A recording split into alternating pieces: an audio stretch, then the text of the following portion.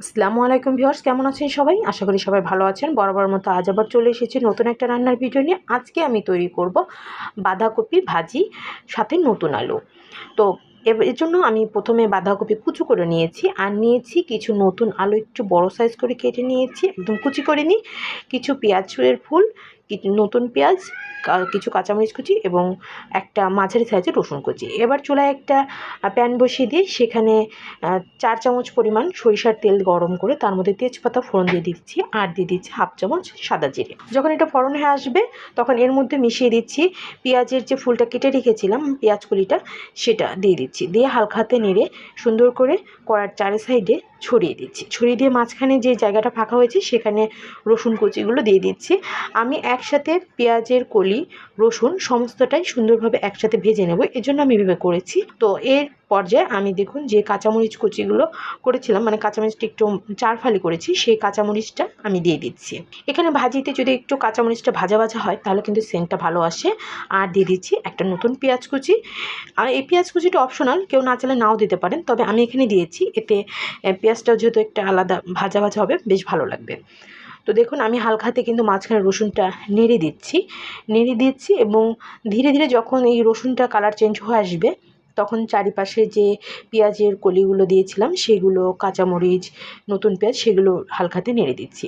রসুনটা যখন দেখবেন যে একটু হালকা ভাজা হয়ে গেছে, ব্রাউন হয়ে আসছে, তখনই সমস্ত উপকরণগুলো মেশাতে পারবেন। আরেকটা জিনিস, যেটা শীতের সিজনে প্রত্যেকটা সবজি প্রায় নতুন, আর সেটা হচ্ছে পেঁয়াজের ফুল, এগুলো সব কিন্তু নতুন আসে। সো আমাদের কিন্তু শীত মানেই নতুন খাবারের আনাগোনা। পিঠাপুলি বলেন বা সবজি বলেন, জাস্ট বলতে হয় শীত মানে খাওয়ার উৎসব। তো এ পর্যায়ে আমি সমস্ত উপকরণগুলো একসাথে মিশিয়ে ভেজে নিচ্ছি।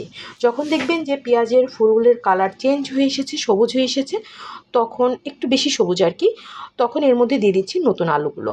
নতুন আলুর টুকরোগুলো একটু বড় করে কেটেছি, কেননা নতুন আলু কিন্তু সিদ্ধ হতে কম সময় লাগে, এর মধ্যে পানি থাকে। তো এ পর্যায়ে একটু হালকাতে ভেজে নেব, কারণ নতুন আলুর মধ্যে একটা গাছ ফ্লেভার থাকে, যেটা অনেকে অপছন্দ করেন।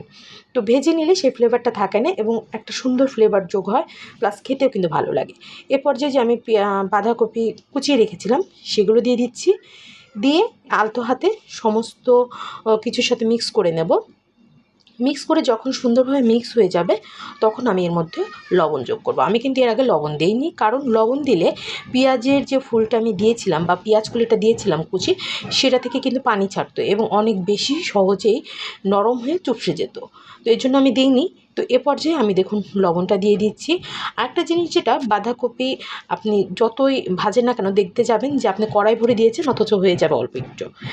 এখন দেখুন আমি সুন্দরভাবে নেড়ে চেড়ে মিশিয়ে একটা ঢাকনা দিয়ে ঢেকে দিচ্ছি। এতে এর ভিতরে যে নিজস্ব পানিটা আছে সেটা বেরিয়ে আসবে, প্লাস এই পানিটা বের হয়ে কিন্তু সবজিটা, মানে মোদ্দা কথা এই আলু এবং বাঁধাকপি দুটোই কিন্তু সিদ্ধ হবে। চুলার জালটা লো টু মিডিয়ামের মাঝামাঝি রেখেছি। দেখুন কতটা পানি ছেড়ে এটা কিন্তু নরম হয়ে যাচ্ছে। যখন দেখবেন যে একদম পুরোপুরি নরম হয়ে গেছে, আলুটাও নরম হয়েছে, বাঁধাকপিটাও হয়ে গেছে, তখন এর মধ্যে দিয়ে দিচ্ছি হাফ চামচের একটু কম হলুদের গুঁড়ো। তো হলুদের গুঁড়ো আপনি যদি চান একটু বেশি পরিমাণে অ্যাড করতে তাহলে করতে পারেন, তবে আমি এখানে হাফ চামচের চেয়ে একটু কম দিয়েছি, কারণ আমার কাছে বেশি হলুদের চেয়ে একটু হালকা সাদা সাদা হলুদটা বেশি ভালো লাগে। তো দেখুন আমার কিন্তু ভাজিটা প্রায় অলমোস্ট হয়ে এসেছে। আমি আর একটু আলতো হাতে নেড়ে চেড়ে এটা নামিয়ে নিচ্ছি।